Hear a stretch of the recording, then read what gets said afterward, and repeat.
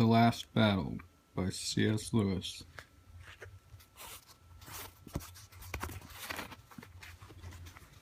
Chapter 1 by Caldron Pool.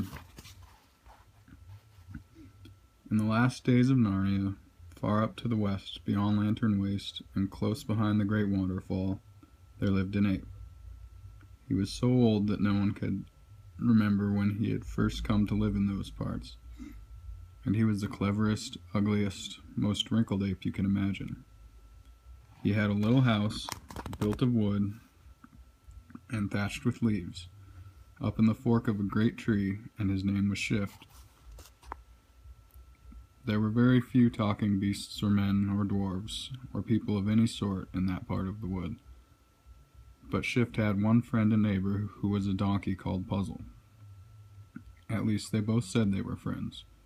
But from the way things went on, you might have thought Puzzle was more like Shift's servant than his friend. He did all the work.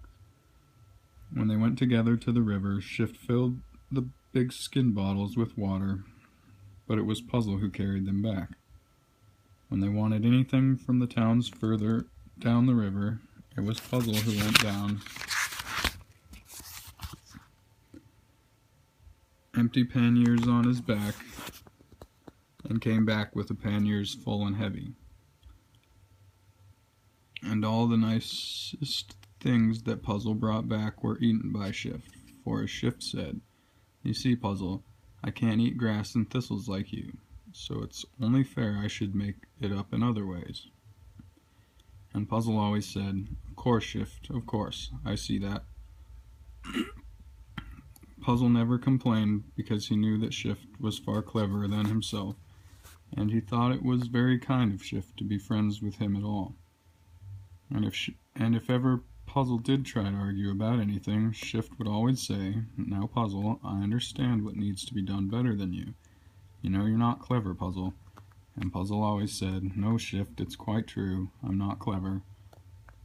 Then he would sigh and do whatever Shift had said. One morning, early in the year, the pair of them were out walking along the shore of Caldron Pool. Caldron Pool is a big pool right under the cliffs at the western end of Narnia. The great waterfall pours down into it with a noise like everlasting thunder, and the river of Narnia flows out on the other side. The waterfall keeps the pool always dancing and bubbling and churning around and round, as if it were on the boil. And that, of course, is how it got its name of Caldron Pool. It is liveliest in the early spring when the waterfall is swollen with all the snow that has melted off mountains from up beyond Narnia in the western wild from which the river comes. And as they looked at Caldron Pool, Shift suddenly pointed with his dark skinny finger and said, "Look, what's that?" "What's what?" said Puzzle. "That yellow thing that's just come down the waterfall. Look, there it is again. It's floating. We must find out what it is." "Must we?" said Puzzle.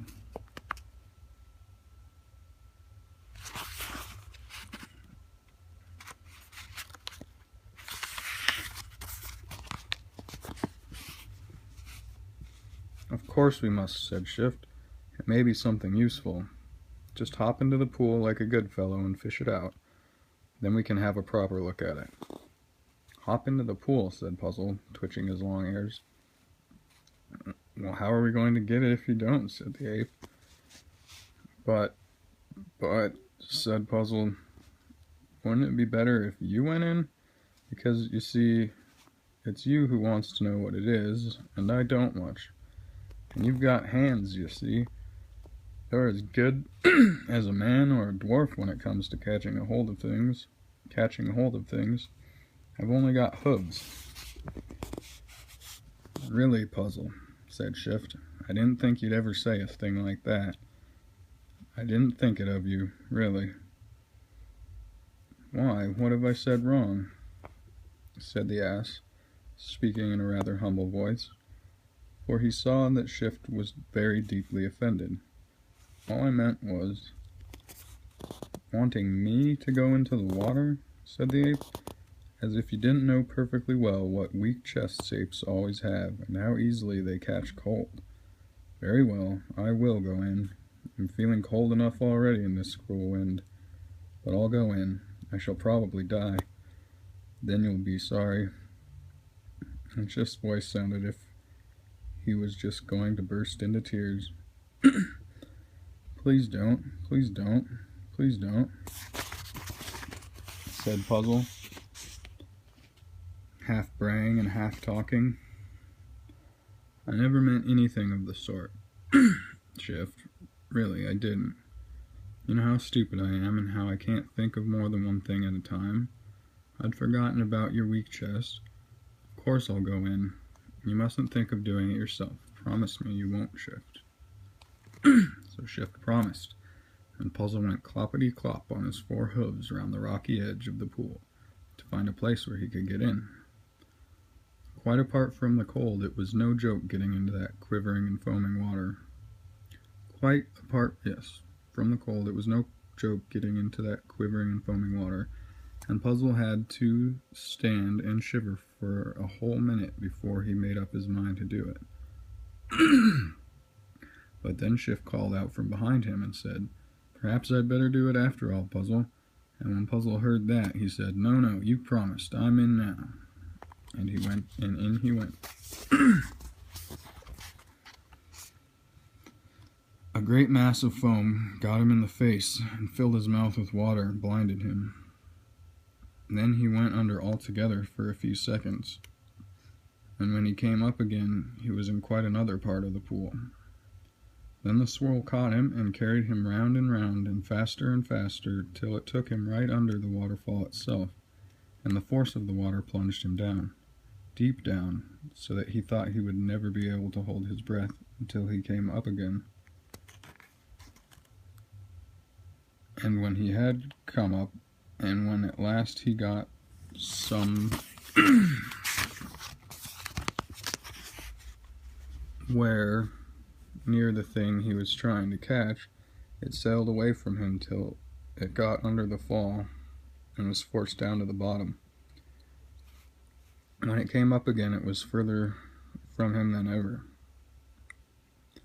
But at last, when he was almost tired to death, and bruised all over and numb with cold, he succeeded in gripping the thing with his teeth. And out he came, carrying it in front of him, and getting his front hooves tangled up in it, for it was very big as a large hearthrug, and it was very heavy and cold and slimy.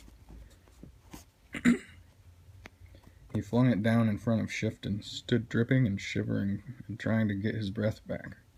But the ape never looked at him or asked him how he felt. The ape was too busy going round and round the thing and spreading it out and patting it and smelling it. Then a wicked gleam came into his eye, and he said, "It's a lion's skin." "Ow, ow, oh, is it?" asked Puzzle. "Now I wonder, said Shift to himself, for he was thinking very hard. "I wonder who killed the poor lion," said Puzzle presently. "It ought to be buried. We must have a funeral." "Oh, it wasn't a talking lion," said Shift. "You needn't bother about that. There are no talking beasts up beyond the falls.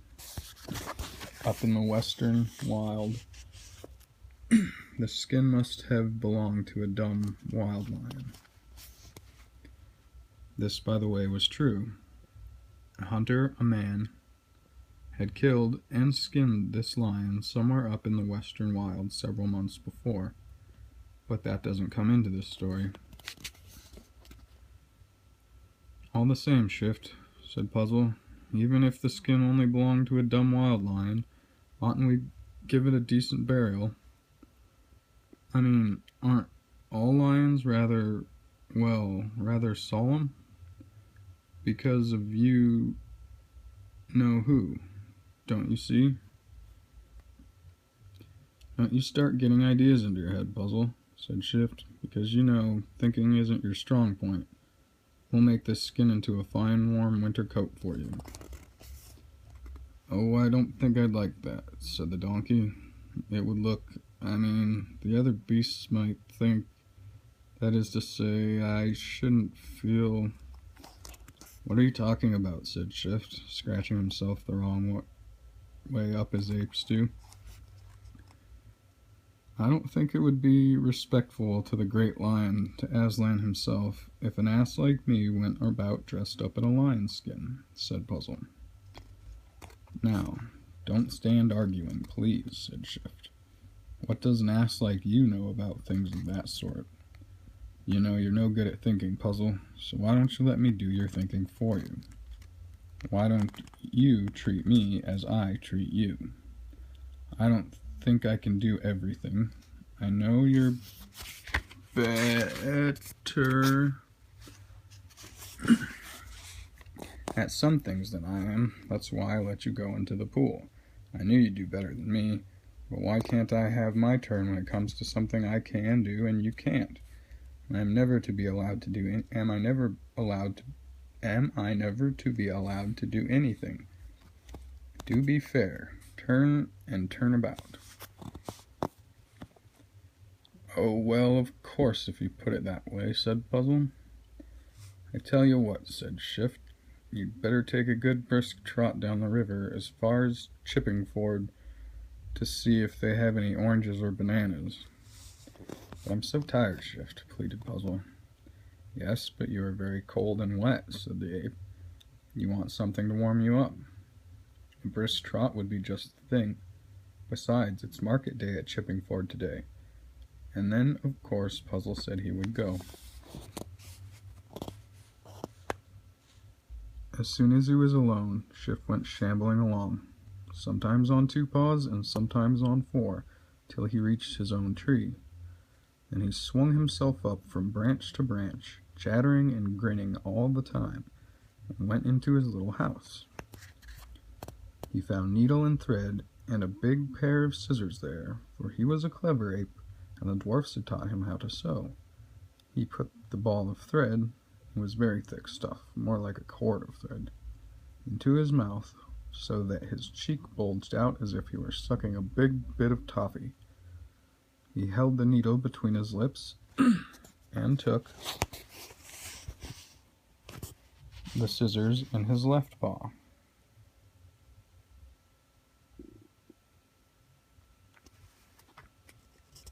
Then he came down the tree and shambled across the lion's skin. He squatted down and got to work. He saw at once that the body of the lion's skin would be too long for Puzzle, and its neck too short. So he cut a good piece out of the body and used it to make a long collar for Puzzle's long neck. Then he cut off the head and sewed the collar in between the head and the shoulders. He put threads on both sides of the skin so that it would tie up under Puzzle's chest to the stomach. Every now and then a bird would pass overhead, and Shift would stop his work, looking anxiously up.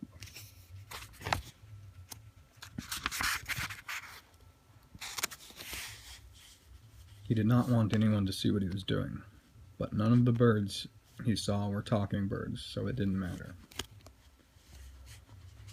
Late in the afternoon, Puzzle came back. He was not trotting, but only plodding patiently along the way donkeys do. There weren't any oranges, he said, and there weren't any bananas, and I'm very tired. He lay down. Come and try on your beautiful new lion skin coat, said Shift. Oh, bother that old skin, said Puzzle. I'll try it on in the morning. I'm too tired tonight. You are unkind, Puzzle, said Shift. If you're tired, what do you think I am? All day long. While you've been having a lovely, refreshing walk down the valley, I've been working hard to make you a coat. My paws are so tired I can hardly hold these scissors. And now you won't say thank you, and you won't even look at the coat, and you don't care, and... My dear Shift, said Puzzle, getting up at once, I am so sorry. I've been horrid. Of course I'd love to try it on. and it looks simply splendid. Do try it on me at once, please do. Well, stand still then, said the ape. The skin was very heavy for him to lift, but in the end, with a lot of pulling and pushing and puffing and blowing, he got it onto the donkey. He tied it underneath Puzzle's body, and he tied the legs to Puzzle's legs, and the tail to Puzzle's tail. A good deal of Puzzle's gray nose and face could be seen through the open mouth of the lion's head. No one who had ever seen a real lion would have been taken for a moment, but if someone who had never seen a lion looked at Puzzle in his lion skin, he might just mistake him for a lion. If he didn't come too close, and if the light was not too good, and if Puzzle didn't let out a bray and didn't make any noise with his hooves. You look wonderful, wonderful, said the ape. If anyone saw you now, they'd think you were Aslan, the great lion himself. That would be dreadful, said Puzzle. No, it wouldn't, said Shift.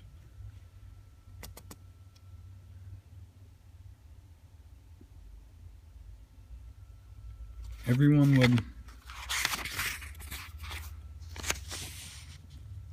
do whatever you told them. But I don't want to tell them anything.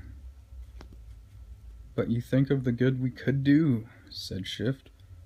You'd have me to advise you, you know.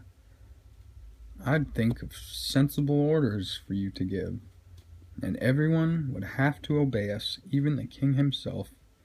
We would set everything right in Narnia.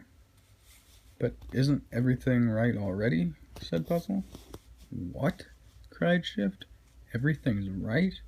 When there are no oranges or bananas? Well, you know, said Puzzle, there aren't many people. In fact, I don't think there's anyone but yourself who wants those sort of things. There's sugar, too, said Shift. Yes, said the ass. It would be nice if there was more sugar. Well, then, that's settled, said the ape. You will pretend to be Aslan, and I'll tell you what to say. No, no, no, said Puzzle. Don't say such dreadful things. It would be wrong, Shift. I may not be very clever, but I know that much. What would become of us if the real Aslan turned up? I expect he'd be very pleased, said Shift. Probably he sent us the lion's skin on purpose, so that we could set things to right. Anyway, he never does turn up, you know. Not nowadays. At that moment, there came a great thunderclap right overhead, and the ground trembled with a small earthquake. Both the animals lost their balance and were flung on their faces. There, gasped Puzzle, as soon as he had breath to speak. It's a sign, a warning. I knew we were doing something dreadfully wicked. Take this wretched skin off me at once. No, no, said the ape, whose mind worked very quickly. It's a sign the other way. I was just going to say that if the real Aslan, as you call him, meant us to go on with this, he would send us a thunderclap and an earth tremor. It was just on the tip of my tongue, only the sign itself came before I could get the words out. You've got to do it now, Puzzle. And please, don't let us have any more arguing. You know, you don't understand these things. What could a donkey know about signs?